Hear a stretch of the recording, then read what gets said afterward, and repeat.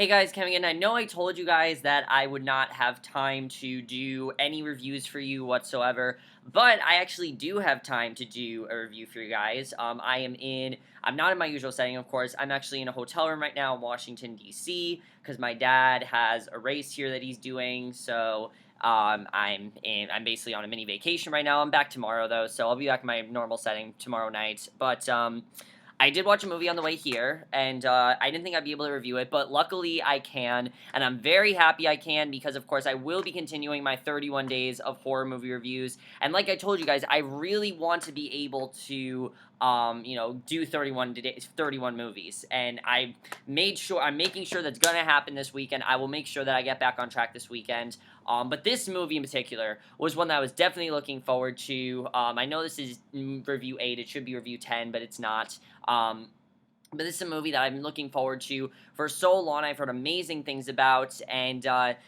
it's just one that I definitely was very interested in, and finally I have seen it, and that is the 1931 horror classic Frankenstein.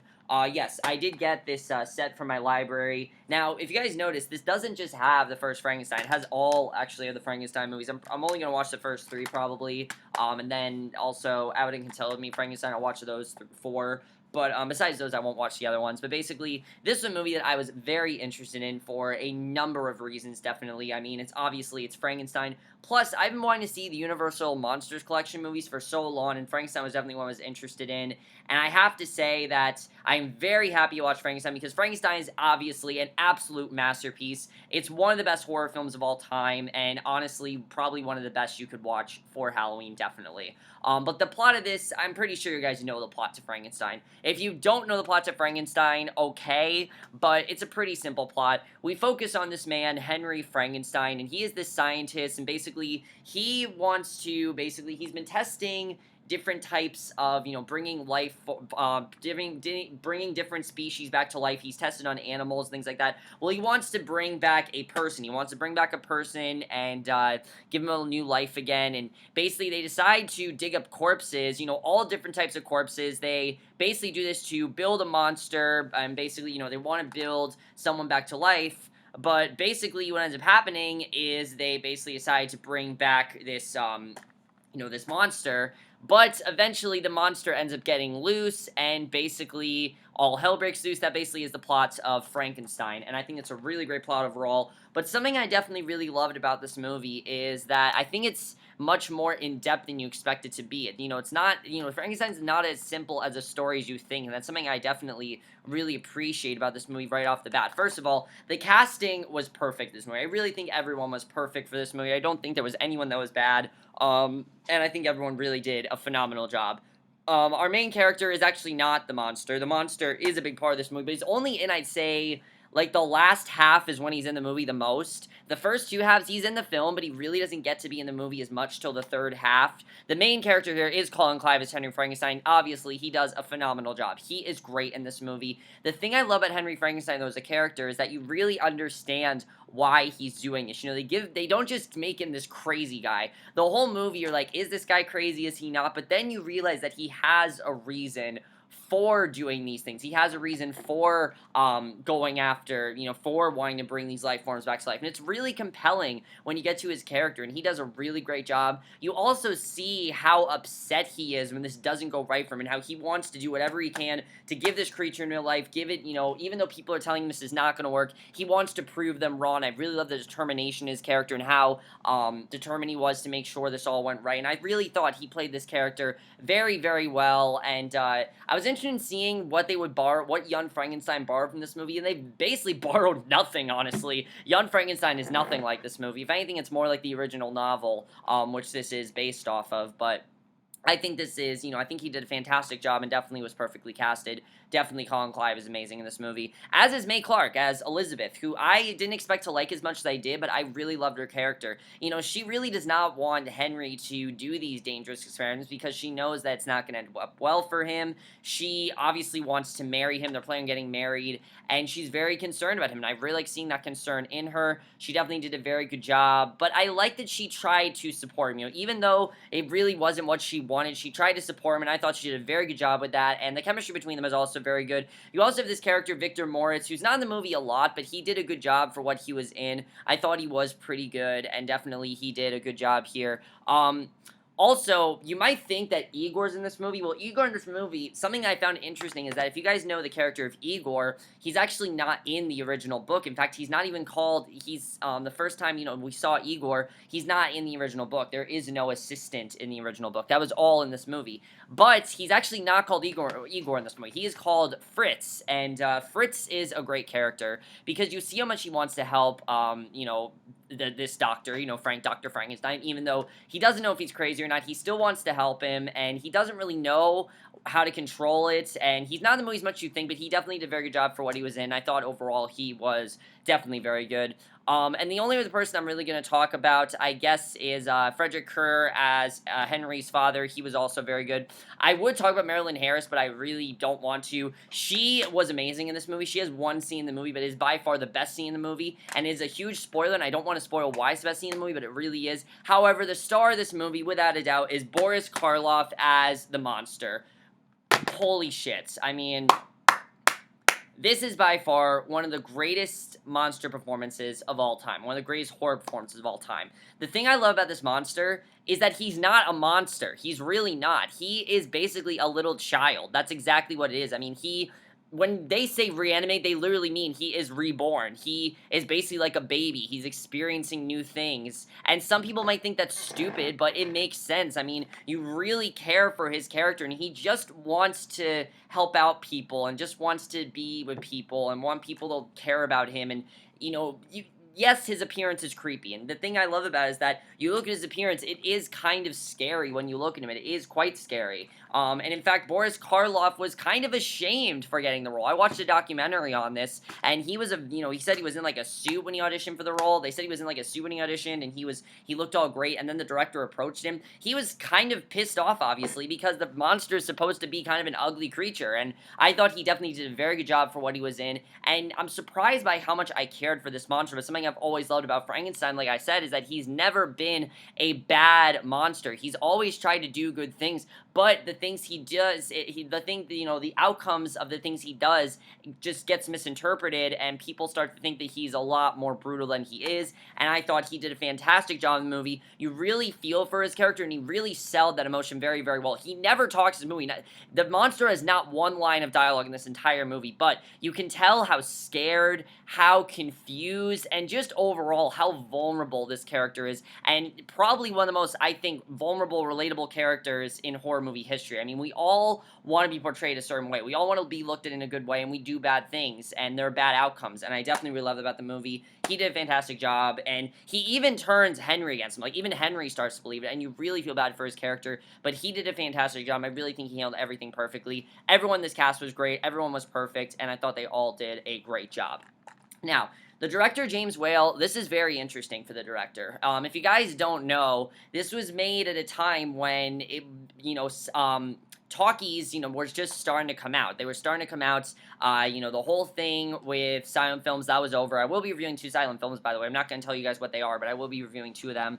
But James Whale, the director, really did a great job of this movie because at the time this had stuff that you really didn't see back then. I mean, this goes really, really far, but his tone is perfect for this movie. It's a very dark look at, this life of Henry Frankenstein, this monster, and what can end up happening, and what this one certain thing that just didn't go as well as he planned, how this ruins everything, and the way he directed it was really well done. But something I really love about his directing is that this is a horror film. It's more of a horror film in the sense of the way that we see these people. It's the real message, I think, of this movie is just don't take everything you see at face value. When you see this monster, obviously he's terrifying, but he just wants to be your friend. He wants to help you out. He doesn't realize how dangerous he really is, and that's really why it's really scary, because he doesn't realize how terrifying and how monstrous he really is, and I thought they did a very good job with that. The tone is almost very sympathetic, and you really feel for these characters, and that's something I definitely really like, and I thought they did a very good job with that, and I really, really love that.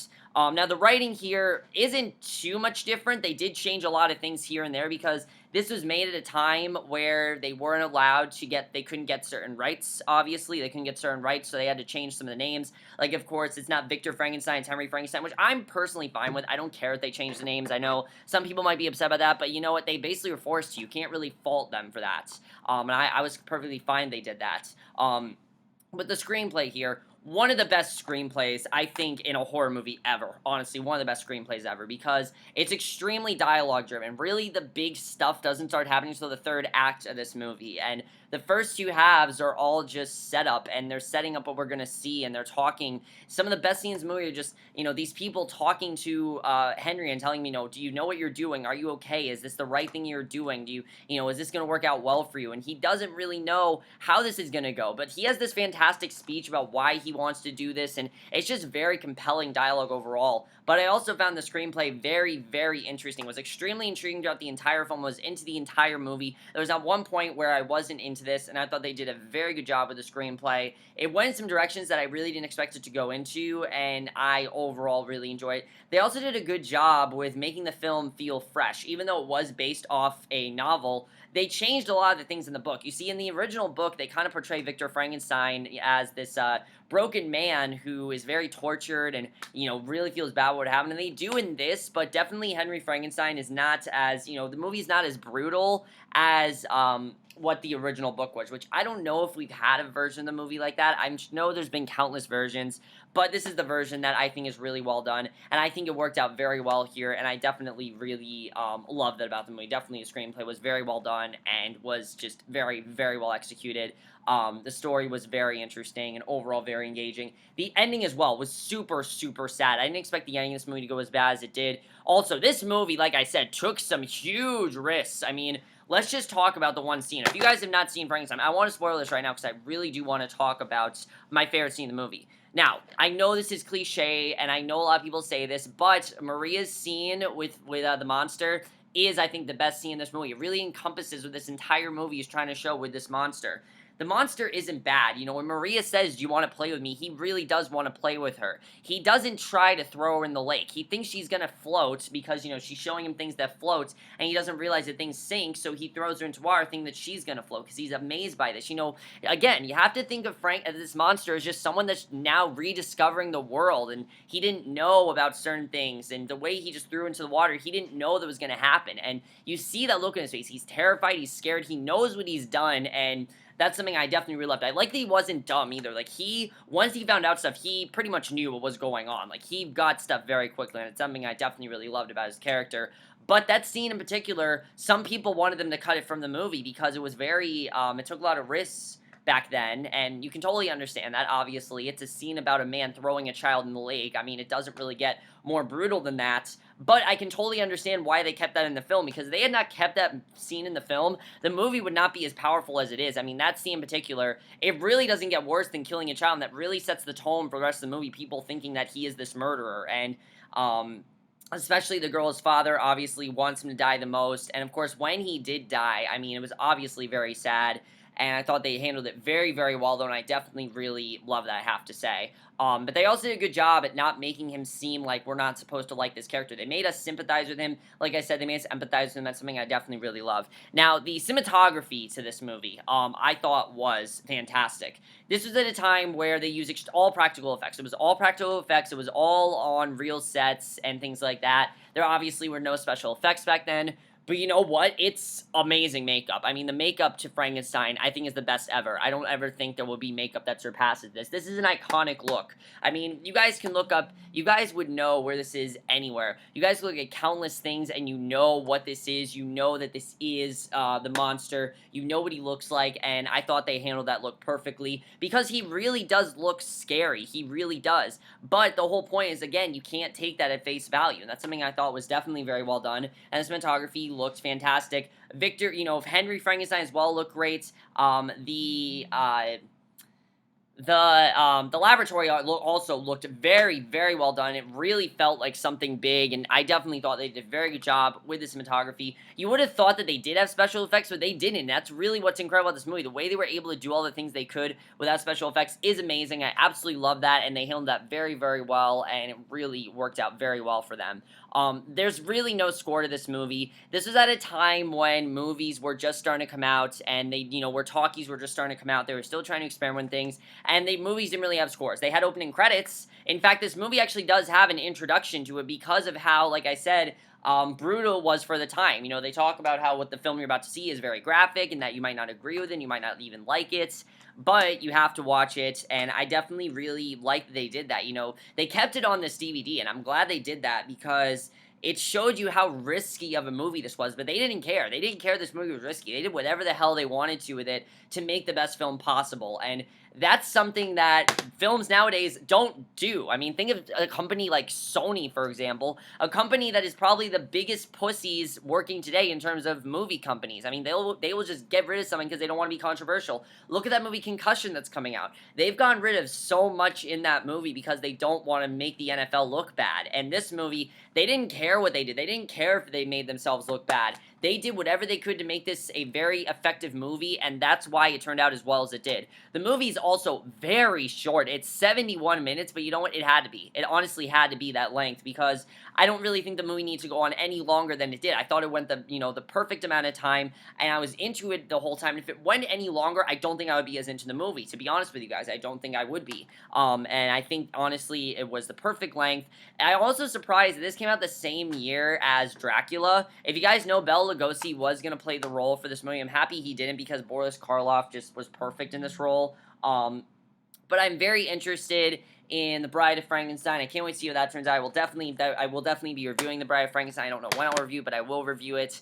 But obviously, Frankenstein is an amazing movie, and it, of course, does get a 5 out of 5 or an A+. It is the best of the horror films I've seen so far. It's incredible to me. It's extremely effective, and it also is scary, but it's scary in just the sense of, when you see this monster, you don't know what he looks like, you don't know what to think of it, and just the concept, the conflict that both Henry Frankenstein and the monster get into in this movie, that really is what's scary about this film.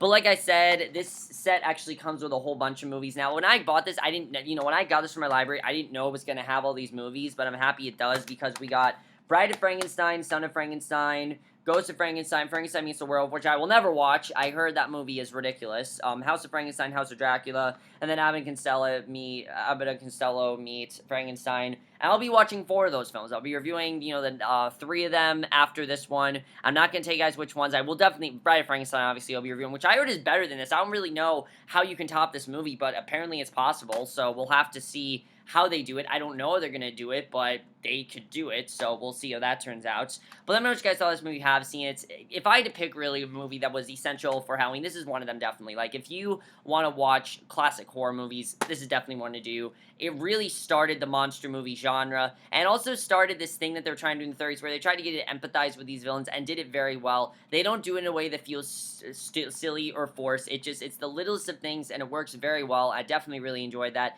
and that's really why I love Frankenstein as much as I do. It really is a masterpiece, and it is by far, like I said, the best of the 31 Days of Horror movie films I reviewed so far. But that's just my review of Frankenstein. Hope you guys enjoyed. Remember, if you guys saw this movie, you have seen it, please check out this movie, definitely. And I will see you guys in my next video, which will be for I don't know if I'm going to get one up also today. I don't know if I'll be able to get another one up. We'll see. I don't know. I am going to start Bride of Frankenstein right now so I can, review it when I can. But that's basically for this video. Hope you enjoyed, and I will see you guys in my next video, which I don't know when it's going to be, but I will see you guys for whatever it is. Okay, bye.